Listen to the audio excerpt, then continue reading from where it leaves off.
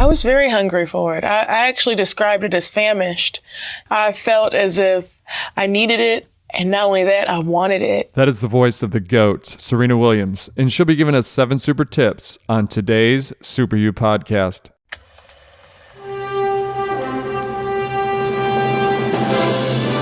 It's one small step for man. Liftoff. We have a liftoff. We choose to go to the moon, not because they are easy, but because they are I hard. have a dream. You can't handle the truth.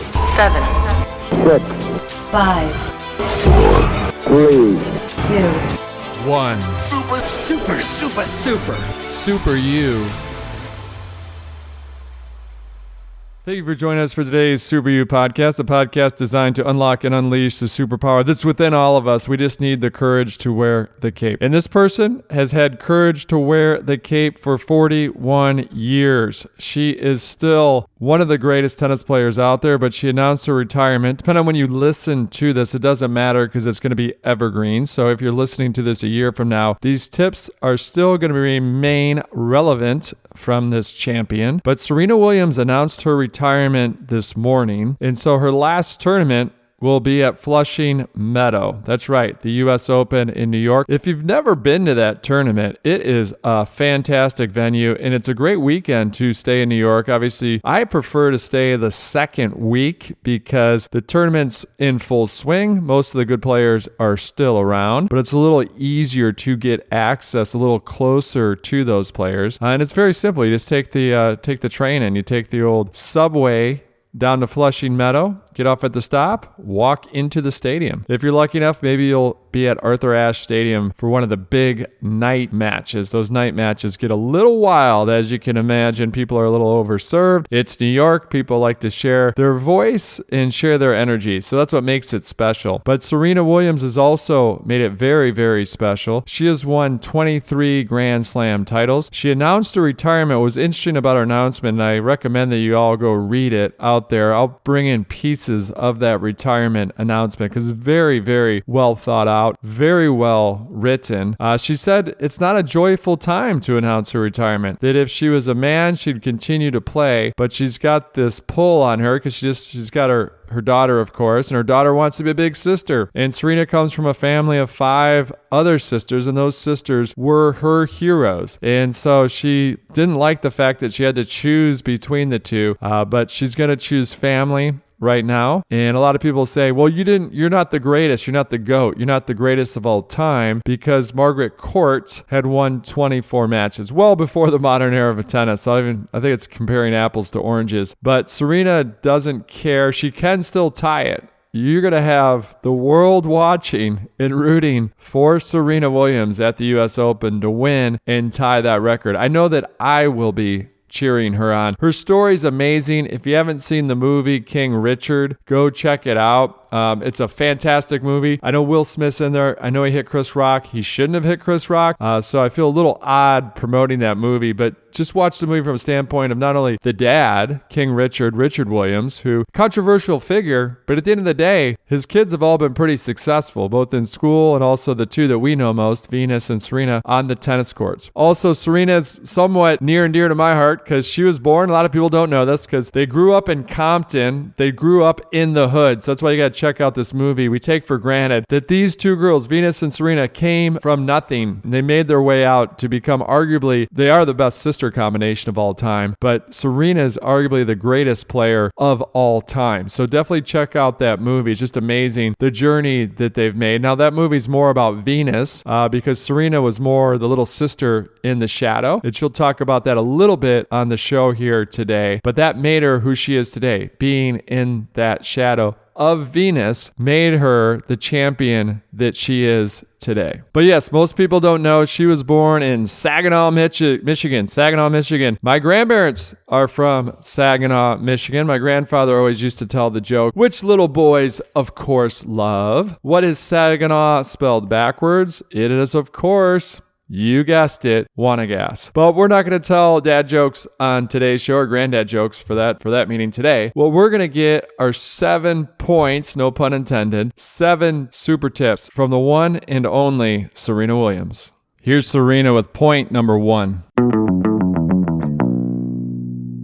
Playing Venus is like playing myself because we grew up playing each other. We grew up practicing together, and it was something that it's been difficult because she's my toughest opponent. She's tall, she's fast, she hits hard like me, she serves like me, and she knows where I'm hitting the ball before I hit it. So it's something that is not very easy, but it's really about when I go out there, I really have to shut down my mind. And I have to say to myself, you know what? I'm just playing a great player, but today I have to be better. I don't care who it is, if it's my sister, if it's my friend.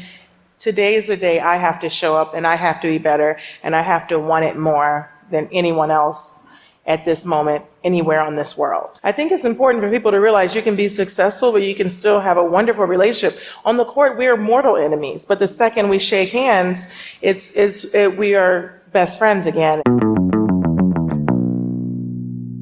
Here's Serena on retirement, and she says, the one thing I'm not going to do is sugarcoat this. I know that a lot of people are excited about retirement and look forward to retiring, and I really wish that I felt that way. Now, Ashley Barty was number 1 in the world when she left the sport this March, and I believe she really felt ready to move on. Carolyn Wozniacki, who is one of my best friends, felt a sense of relief when she retired in 2020.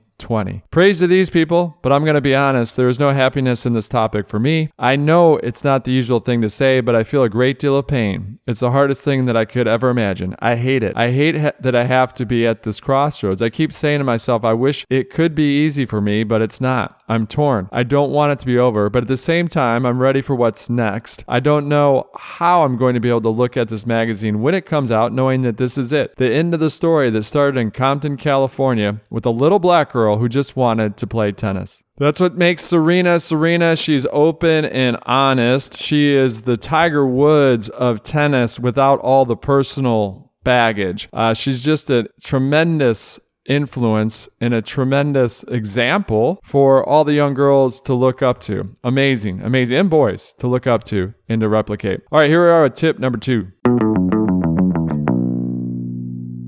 For me, when I grew up, I always wanted to be the best. And I said, if you want to be the best, got to emulate the best. So when I started to go on tour when I was really young, I would see Steffi Graf, I would see Monica Seles, and I would even see Pete Sampras, and I would see what they did. And I noticed that Steffi and Monica didn't really talk to a lot of the other players, and they kind of were on their own, and they were just so focused. And I would see that Pete Sampras, the technique that he did, and I was like, I want to do that. So I did that, and I felt like to be the best, and if you want to be the best, you have to hang around people, and you have to look at people that are the best, because you're not going to be the best if you're looking at someone that's not at the top level.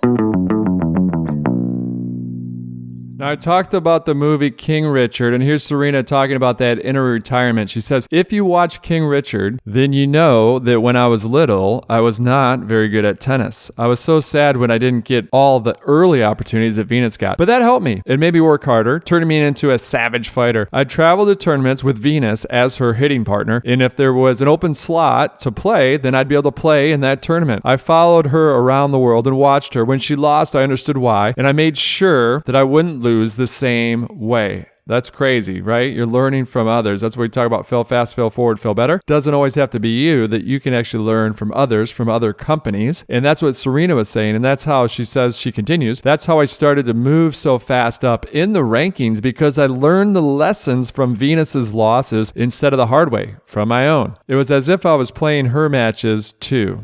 Here's Serena with tip number 3. It's interesting because when you're a teenage female growing up in the public eye, it is a lot of scrutiny that you face. And as any female that's a teenager, I definitely was not comfortable in my body. I didn't like it. I didn't understand why I had muscles. I didn't understand and I stopped lifting weights. I was like, I'm not going to do this. But then after I won the US Open, I realized that my body helped me reach goals that I wanted to reach. And I wanted to be happy with it, and I was so appreciative of it, and I'm always healthy. I'm really fortunate and super blessed, and I felt like not only am I happy with my body, but I want other people and other young girls that have experienced what I've experienced to be happy with themselves. So whatever people say, masculine, whatever, too much, too little, I'm okay with it as long as I love myself. All All right, as we move on to tip number 4, this is really interesting what she says here because it's something I think all of us parents wrestle with. When do we push? When do we pull back? I think every kid would quit something that they love at some point if there wasn't someone saying, no, you stay the course. It could be, I already paid for this. I paid for this golf camp. You're going to finish it, young man, young woman. Or it might be, we paid for this camp. You're going to get it done. We paid for the season, so you're going to see it through. You've committed to this team, so you're going to see it through. All of us, including myself. I mean, I love basketball, but you have those days where you're like, is it worth it? I'm just going to quit. I just want to enjoy, quote unquote, enjoy life. But actually, that path, most of the time, when you don't have that vocation, you're not really enjoying it. It's those breaks that are nice from the hard work. But if you don't have that hard work, it's just unfulfilling. But here we are. Here's her words. I think tennis by comparison has always felt like a sacrifice, though it's one I enjoyed making. When you're younger, you see kids having fun. You want to do that stuff, but you know you have to be on the court, hoping that one day it will all pay off. I got pushed hard by my parents. Nowadays, so many parents say, let your kids do what they want. Well, that's not what got me where I am. I didn't rebel as a kid. I worked hard and I followed the rules. I do want to push Olympia, that's her daughter, not in tennis, but whenever captures her interest. But I don't want to push too hard. I'm still trying to figure out that balance. And I think we're all trying to find that balance. Here's Serena with tip number 4. I hate to lose, but I think losing has brought me to here today. It's the only reason I am who I am is because of my losses. And some of them are extremely painful, but I wouldn't take any of them away because every time I lose, it takes a really long time for me to lose again because I learned so much from it. And I think I encourage like everyone that I talk to, I'm like, listen, if you lose or if something happens, not in sports, in business or in school, learn from it. Don't live in the past, live in the present, and don't make the same mistakes in the future. And that's something that I always try to live by. When Serena is asked about her legacy, this is her response. I don't particularly like to think about my legacy. I get asked about it a lot, and I never really know exactly what to say. But I'd like to think that thanks to opportunities afforded to me, women athletes feel that they can be themselves on the court. They can play with aggression and pump their fists. They can be strong, yet beautiful. They can wear what they want and say what they want and kick butt and be proud of it. Serena continues, I've made a lot of mistakes in my career. Mistakes are learning experiences, and I embrace those moments. I'm far from perfect, but I've always taken a lot of criticism, and I'd like to think that I went through some hard times as a professional tennis player so that the next generation could have it easier. Over the years, I hope that people come to think of me as symbolizing something bigger than tennis. I admire Billie Jean that's Billie Jean King, because she transcended her sport. Here's Serena Williams from Saginaw, Michigan with tip number 5. I always believe I can win. I never go into a tournament saying I'm going to lose. You know, I just think, first of all, that's bad thinking. And I'm just thinking, I never say, I hope to do this or I hope to, beat her. I always go into a tournament thinking I have a chance to win or else I'm not going to play. That moment I said, you know what, I'm not going to lose. And, if I do go down, I'm going to go down playing the best I can play. And I always say that if I play well or if I play 50, 60%, it's hard for anyone to beat me, let alone 75 to 90, 100%. As we move on to tip number 6, Serena talks a little bit, here I'm going to read it, but she talks a little bit about the upcoming tournament, the big tournament, right? The U.S. Open that's coming up. So she has a chance to tie the record of 24 Grand Slams, Margaret Court. So the world will be rooting for her, I guarantee you that. And here's what she said. I know there's a fan fantasy that I might tie Margaret that day in New York and then the trophy ceremony say, see ya. I get that. It's a good fantasy, but I'm not looking for some ceremonial final on-court moment. I'm terrible at goodbyes, the world's worst. But please know that I'm more grateful for you than I can ever express in words. You have carried me to so many wins and so many trophies. I'm going to miss that version of me, that girl who played tennis, and I'm going to miss you. Well, she's still that girl playing tennis, at least for one last go-round at the U.S. Open, and here she is with tip number 6. I was very hungry for it. I actually described it as famished. I felt as if I needed it, and not only that, I wanted it. And those combined, just was a real killer, and it was devastating to whoever I was playing. It was like, and I faced a lot of adversities. I got blisters. I couldn't walk. Like I would play a match, and after the match, I would hop to the shower. I remember one day hopping on one leg because I was hurting so bad. And then the next day I couldn't even practice. I would just lay down all day. And then I'd go out the next day and I'd play a match. You know, it was all about wanting it more than anything. And I think that was just a major turnaround.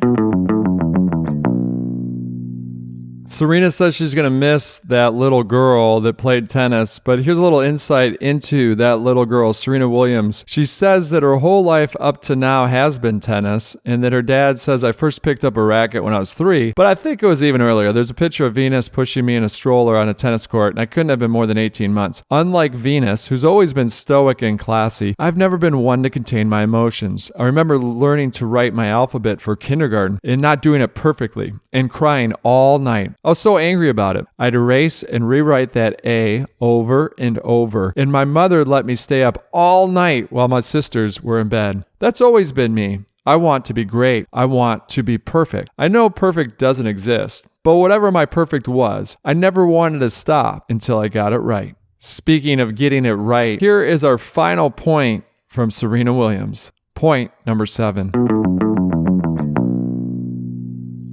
Well, I think one of the main things that we went through and still go through is people saying, this is our sport. We've never seen anyone like that looks like you, that is your color, that has come into our sport and just really dominate, you know, and we don't really like it. We're going to play you harder. We're going to do things to win, to make it look different so we can have this opportunity. We're not going to play everyone else like this, but against you, this is what we're going to do. Also, just having to deal with, for me at times, different sponsors that weren't as supportive because I may have been, because I'm African American, one, because I'm Black, basically. So that is also interesting. And then, you know, just when you are coming into a sport like tennis, where historically it has been hundreds and hundreds and hundreds of years of people that are white and that are successful and that are doing really well. And tennis is like for lack of a better word, an elitist sport, right? So it has different types of sponsors. It's similar to golf in a way. You can't really play tennis, and it was told so many years that you come into tennis unless you're really wealthy and you can afford the equipment and the clubs to go play at. But Venus and I kind of were able to change that narrative and say, like, actually people who have less can do better because they want to work even harder and they want to be able to improve their situation. But yeah, there was a lot of things that we had to go through. It's, you know, for me, I had that awful experience of being booed by the entire crowd. But we also had some amazing pioneers like Althea Gibson and Arthur Ashe and Zena Garrison and Lori McNeil. These are some players that came before us and Chanda Rubin even, that opened so many different doors that we were able to benefit from, because it was the late 90s. So we were able to benefit from a lot of the things that they went through, and we didn't necessarily have it in the tennis world as intense as they probably did. Yeah, and just to piggyback on that too, is that thankfully we had parents that helped us to know who we were in this world, and that you may face things that other people might not face because of the color of your skin. But at the same time, the great part about tennis, which can be different in places like corporate America, is that you can let your racket do the talking. So you get out there, you win your matches, and you know, everybody wants to be friends with the winner. But then, you know, you start to see a paradigm shift. And I think that's opened a lot of doors for a lot of young women and quite frankly, young men too.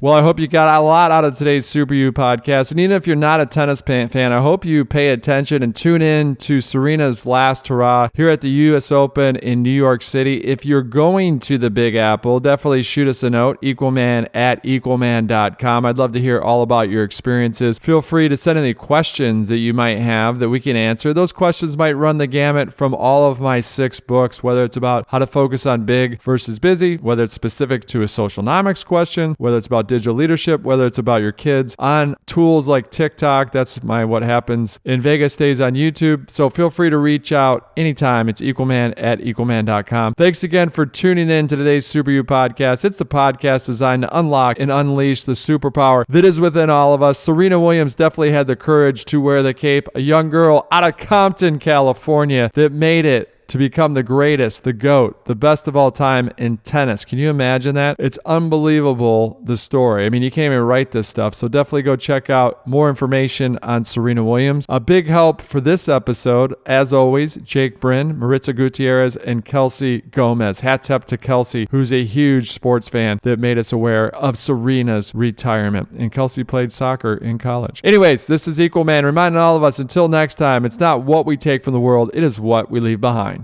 7, 6, 5, 3, 2, 1. Super, super, super, super. Super You.